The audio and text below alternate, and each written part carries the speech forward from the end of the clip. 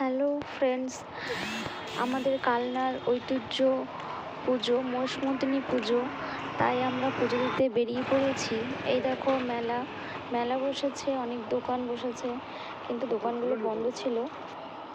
আমার হাজবেন্ড গঙ্গাঘাটে পুজো দেবে বলে গঙ্গায় স্নান করতে নেমে পড়েছে।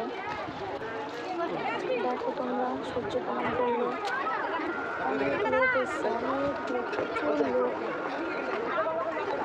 দেখতেই পাচ্ছ।